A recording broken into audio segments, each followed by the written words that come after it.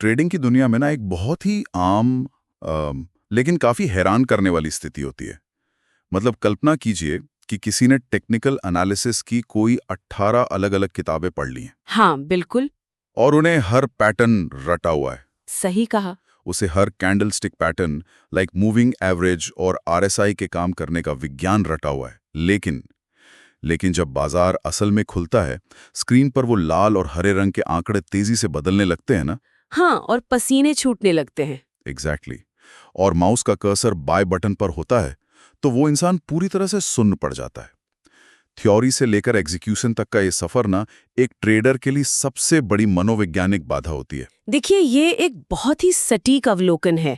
ज्ञान अर्जित करना एक बात है, लेकिन जब असली दांव पे, मेरा मतलब है, जब आपकी अपनी असल पूंजी लगी हो, तो वो कागज पर खींची गई तार्किक लाइनें अचानक से बहुत डरावनी लगने लगती है। हाँ, वो प्रेशर ही अलग होता है। बिल्कुल।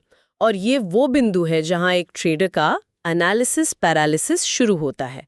जब जानकारी हद से ज्यादा हो जाती है ना, तो निर्णय लेने की जो क्षमता है वो कुंद पड़ जाती है। ठीक है, चलिए इसे थोड़ा विस्तार से समझते हैं। आज के इस गहन विश्लेषण में हमारा जो मिशन है वो ठीक इसी एनालिसिस पैरालिसिस को तोड़ना है, जो कि बहुत जरूरी है। हाँ। 18 अध्यायों की भारी भरकम थ्योरी को किनारे रखकर आज हम उन व्यावहारिक एकदम स्टेप बाय स्टेप कदमों पर चर्चा करेंगे जो किसी भी शुरुआती ट्रेडर को अपना पहला टेक्निकल ट्रेड लेने के लिए उठाने चाहिए। राइट। ये चर्चा खास तौर पर उन लोगों के लिए डिजाइन की गई है जो सीखने के शौकीन तो हैं, लेकिन सूचनाओं के उस भारी ओवरलोड से बचना चाहते हैं। तो किसी भी नए काम को शुरू करने के लिए सबसे पहले सही औजारों की जरूरत होती है। बिल्कुल, बिना टूल्स के तो कुछ नहीं हो सकता। स्रोत सामग्री में चार्टिंग सॉफ्टवेयर को ट्रेडिंग का सबसे प्राथमिक औजार बताया गया है और इसकी तुलना एक डीवीडी प्लेयर से की गई है। मतलब अगर हार्डवेयर मौजूद है लेकिन उसमें चलाने के लिए डेटा फीड यानी डीवीडी ही नहीं है तो वो मशीन तो बेकार है ना। ये डीवीडी प्लेयर वाली एनालॉजी तकनीकी रूप से बहुत सटीक बैठती है। अगर आप देखें तो बाजार में मेटास्टॉक या एमी ब्रोकर जैसे बहुत ही शक्तिशाली और काफी प्रतिष्ठित चार्टिंग सॉफ्टवेयर मौजूद हैं, जो बड़े लोग यूज करते हैं। हाँ, जिनका इस्तेमाल बड़े संस्थानों द्वारा किया जाता है। लेकिन समस्या उनकी कीमत और संरचना में है। एक नए ट्रेडर को ऐसे सॉफ्टवेयर के लिए 25 से 30 हजार रुपए खर्च करने पड़ते हैं। बाप रे, शुरुआत में इतना खर्च। और बात यहीं खत्म नहीं होती है। उस सॉफ्टवेयर को चलाने के लिए जो लाइव डेटा फीड चाहिए ना, उसके लिए हर साल 15 से 25 हजार रुपए का अलग से सब्सक्रिप्शन लेना पड़ता है। अने तो एक शुरुआती ट्रेडर के लिए मैदान में उतरने से पहले ही एक बहुत बड़ा आर्थिक बोझ बन गया। मतलब इस तरह के खर्च से तो मनोवैज्ञानिक दबाव और बढ़ जाएगा कि मुझे जल्द से जल्द ट्रेड करके सॉफ्टवेयर के पैसे वसूलने हैं। और यही वो दबाव है जो अक्सर गलत फैसलों को जन्म देता है। इसी समस्या के समाधान के रूप में स्रोत में ज़ीरोधा पाए जैसे प्लेटफॉर्म का उल्लेख किया गया है। इसका सबसे बड़ा फायदा ये है कि ये बंडल्ड आता है। बंडल से आपका मतलब सॉफ्टवेयर और डेटा दोनों एक साथ? जी हाँ, बिल्कुल। सॉफ्टवेयर और डेटा फीड दोनों एक साथ, बिना किसी अतिरिक्त शुल्क के। और इसमें 80 से ज़्यादा इनबिल्ट इंडिकेटर्स, 30 से अधिक ड्राइंग टूल्स और लगभग 50,000 कैंडल्स का ऐतिहासिक डेटा मौजूद है। अरे वाह, मुफ्त में इतना सब कुछ। बिल्कुल। इसके अलावा इसमें पैटर्न रिकग्निशन, आर्टिफिशियल इंटेलिजेंस और जेनेटिक एल्गोरिदम जैसे एडवांस्ड फीचर्स भी शामिल हैं। ये एक ट्रेडर को उस शुरुआती आर्थिक दबाव से पूरी तरह मुक्त कर देता है। रुकिए रुकिए, ये सुनकर एक सवाल उठता है दिमाग में।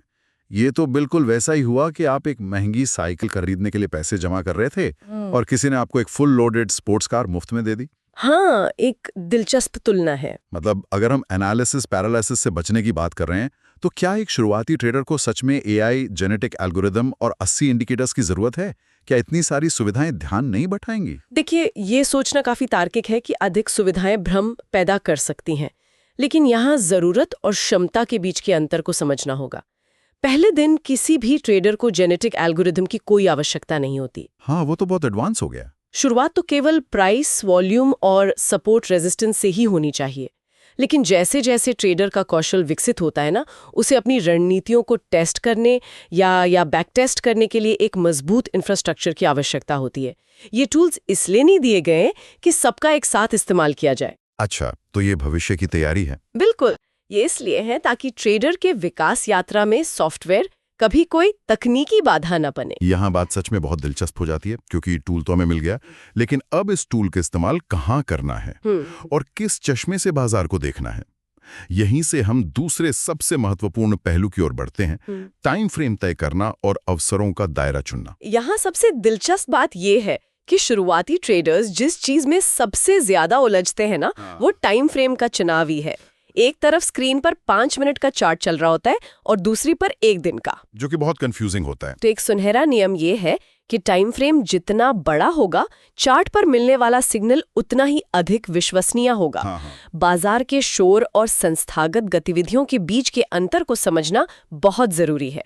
तो मतलब अगर एक 5 मिनट के चार्ट पर कोई बुलिश एनगल्फिंग पैटर्न बन रहा है और वही पैटर्न 15 मिनट या 1 दिन के चार्ट पर बन रहा है, तो बड़ा टाइम फ्रेम ज्यादा भरोसेमंद इसलिए है क्योंकि उसे बनने में ज्यादा पूंजी लगी है।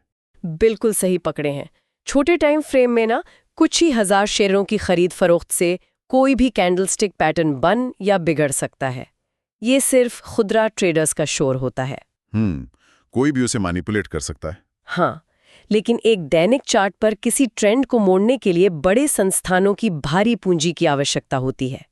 इसीलिए शुरुआती लोगों को डेज ट्रेडिंग के उस अनिश्चित शोर से पूरी तरह बचना चाहिए। तो फिर शुरुआत कहाँ से करें? इसकी जगह पोजिशनल ट्रेडिंग या स्विंग ट्रेडिंग से शुरुआत करनी चाहिए, जहां किसी ट्रेड को कुछ दिनों या हफ्तों तक होल्ड करने का इरादा होता है। अच्छा, तो एक स्विंग ट्रेड के लिए लुक बैक पीरियड क्या होना चाहिए? मतलब ऐतिहासिक डेटा में कितना पीछे जाकर देखना तार्किक हुआ? स्विंग ट्रेडिंग के लिए लुक बैक पीरियड कम से कम 6 महीने से लेकर 1 साल तक का होना चाहिए। इसका कारण यह है कि इस अवधि में कम से कम 2 से 3 तिमाही नतीजे शामिल हो जाते हैं। ओहो, जिससे स्टॉक के असली बिहेवियर का पता चलता है। एग्जैक्टली। और यदि सपोर्ट और रेजिस्टेंस के महत्वपूर्ण स्तर खींचे जा रहे हैं, तो इस पीरियड को कम से कम 2 साल तक बढ़ा देना चाहिए। ठीक है, टाइम फ्रेम का तर्क तो एकदम स्पष्ट है, लेकिन अब अपॉर्चुनिटी यूनिवर्स की बात करते हैं। स्रोत बताता है कि बीएसई में 6000 और एनएसई में 2000 स्टॉक्स हैं, तो क्या रोज इन सबको खोजना होगा? ये तो असंभव है। और इसीलिए एक बाउंड्री तय करना सबसे महत्वपूर्ण है। टेक्निकल एनालिसिस हर स्टॉक पर समान रूप से काम नहीं करता। ये केवल वही सटीक परिणाम देता है जहां पर्याप्त लिक्विडिटी हो। मतलब जहां खरीदार और विक्रेता हमेशा मौजूद हों। हाँ, और वॉल्यूम बहुत अधिक हो। इसके पीछे का विज्ञान ये है कि टेक्निकल एनालिसिस सामूहिक मनोविज्ञान को पढ़ता है।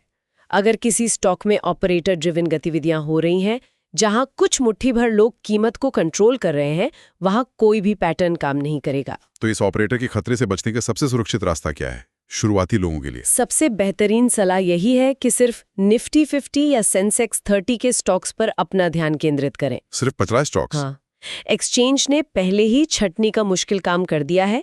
शुरुआती लोगों के लिए 50 स्टॉक्स का ये दायरा पर्याप्त अवसर देता है और जोखिम को भी कम रखता है। चलिए, टूल मिल गया, टाइम फ्रेम तय हो गया और निफ्टी 50 भी चुन लिया, लेकिन अब असल में ट्रेड खोजना कैसे है? अगर हम इसे बड़ी तस्वीर से जोड़कर देखें, तो एक सफल ट्रेड ना एक सख्त प्रक्रिया का परिणाम होता है।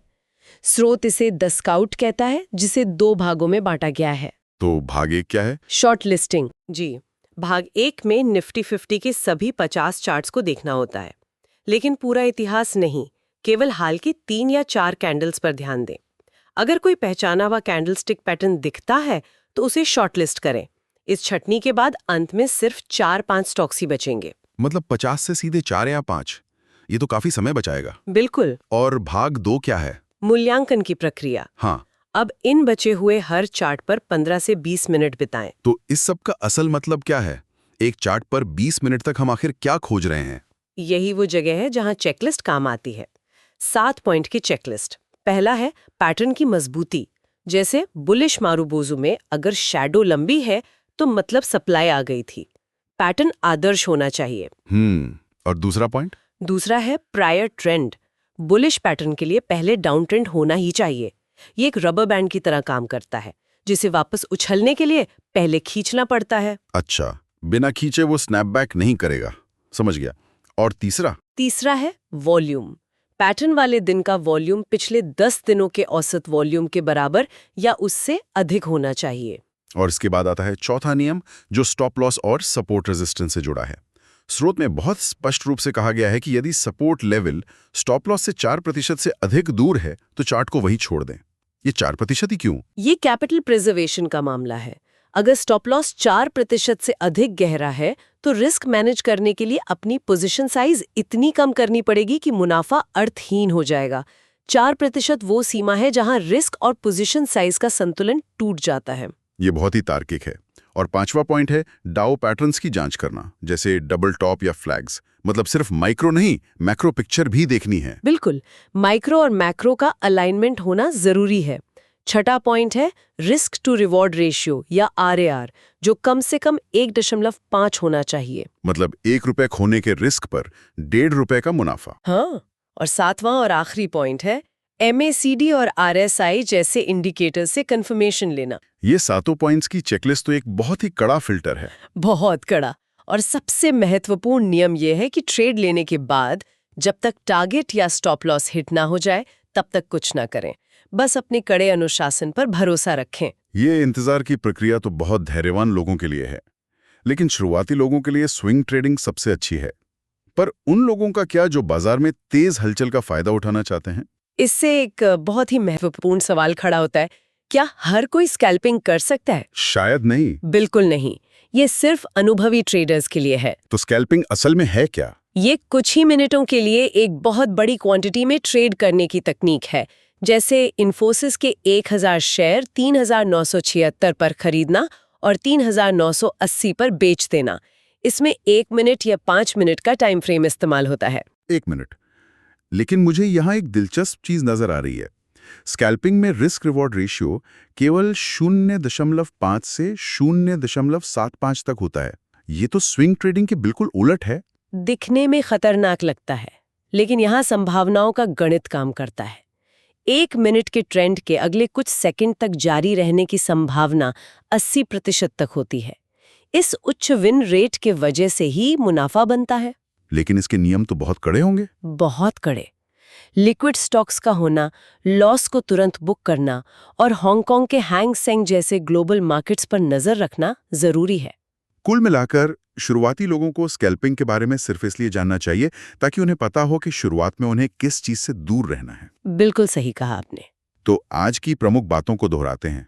पाई सॉफ्टवेयर का उपयोग करना, सिर्फ निफ्टी 50 को चुनाव, पोजिशनल या स्विंग ट्रेडिंग से शुरुआत करना और ट्रेड खोजने के लिए वो 2 भागों वाली कड़क स्काउटिंग प्रक्रिया का पालन करना। और मेरा अंतिम संदेश यही होगा कि कई बार ना कोई ट्रेड न लेना भी अपने आप में एक बहुत बड़ा और सही ट्रेडिंग निर्णय होता है। क्या बात है, बहुत ही सटीक बात। एपिसोड खत्म करते हुए मैं सुनने वालों के लिए एक गहरा विचार छोड़ना चाहूंगा। आज की चर्चा में हमने गणित, पैटर्न और चार्ट्स के बारे में बात की, लेकिन जिस तरह से भावनाओं को काबू में रखकर टारगेट या स्टॉप लॉस का इंतजार करना होता है, क्या ऐसा हो सकता है कि टेक्निकल एनालिसिस असल में चार्ट से ज्यादा हमारे खुद के दिमाग और मनोविज्ञान का टेस्ट हो? सोचने वाली बात है ना? अगली बार जब आप चार्ट देखें तो सोचिएगा कि आप चार्ट पढ़ रहे हैं या चार्ट आपका दिमाग पढ़ रहा है। इसी विचार के साथ आज की इस गहन चर्चा में हमारे साथ जुड़ने के लिए धन्यवाद। सीखते रहें।